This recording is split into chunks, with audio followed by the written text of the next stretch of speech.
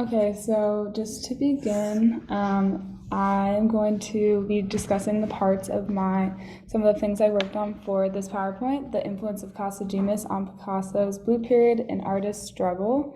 So to begin, here's a little background about the Blue Period, and I just included this slide to act as a little refresher, as we've obviously touched on many of these main components that make up the Blue Period during class. And as we all should know and do know these main components. Next, I'm going to explain a little bit more background as more details about Casagemas and give a little bit more context that goes deeper than what we focused on in class. So, as we all know, one of the main links in the direct correlations to the beginning of Picasso's Blue Period was initiated and started due to the death of his close friend, Carlos Casagemas. When Picasso was just 19, he was running with a group of radical artists, writers, and anarchists who he had met between his hometown of Barcelona and on trips to Paris. And as we also know, his closest friend during the time was Carlos Casagemas. And in October of 1900, Casagemas went with Picasso to Paris for the Paris Exposition. So the two took up residence in a vacated studio owned by Isidre Nonel, and this was located in Montmartre. And Germaine Gargallo and Florentin Pichot became models and were constant companions of Picasso and Casagemas.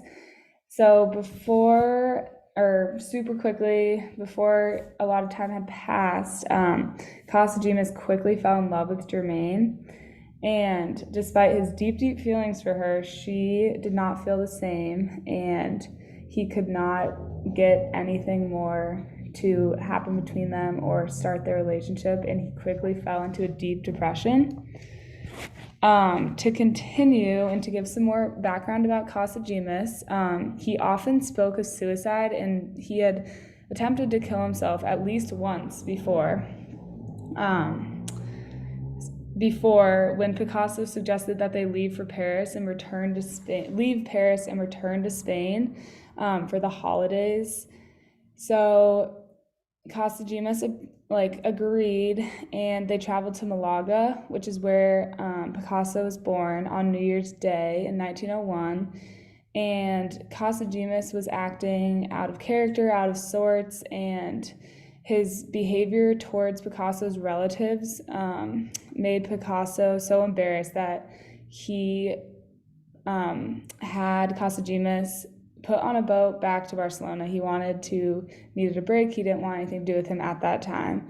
So Casagemas left and returned to Paris. And during this whole time of his absence from Paris, he had been writing letters to Germaine multiple times a day. He was obsessed with her. He wanted her to love him very badly, and she was not reciprocating these feelings. So on February 17th, 1901, Casagemas arranged a farewell dinner for himself, where he invited a few close friends. He invited Germaine, and it was at the Hippodrome Cafe in Paris.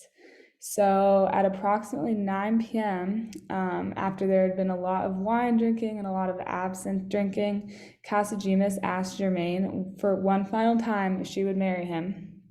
And when she refused, as you would probably imagine, and as we know, and when she refused, he drew a pistol and he actually shot at her, which is something I learned more when I did more research. And the bullet did not strike her, but she fell to the ground, and within moments, Casagemas turned the gun and shot himself right in the head. So that is a little bit more details about Casagemas' actual suicide that we didn't necessarily cover in class. So now this is some of the more analyzing and what we presented already in class.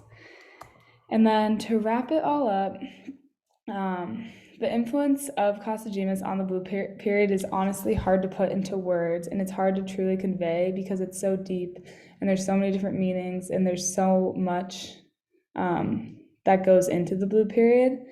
But during this presentation, we really worked to portray this challenging topic through discussing Picasso's relationship with Casagemas, prior to the suicide, the overall timeline and details. We wanted to provide more context into how painful it really was. And then we segued into the overall influence of poverty that Casagemas' death served and initiated in a way for Picasso. Casagemas' death served as a stimulant and a sad foundation for a series of canvases that were characterized by cold, cold colors and ultimately represented Picasso's struggle and his deep depression.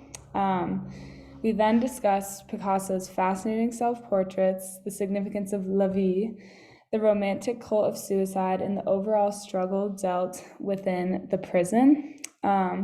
So through these intertwining and complex subjects, we were able to analyze Picasso's Blue Period in a new light. And we were able to talk about Picasso in a new light, and we were able to absorb an abundance of allusions to Picasso's Blue Period and learn more about what really brought the Blue Period to fruition.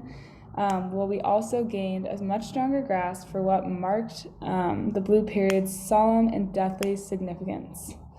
And finally, we grasped, and we confidently feel as though we grasped and have a better understanding of the ongoing power and significance of the balance between life and death, and how big of a theme, universal theme, that really plays in Picasso's life, and and we talked about everything that makes up the middle, such as our focus on poverty. Thank you.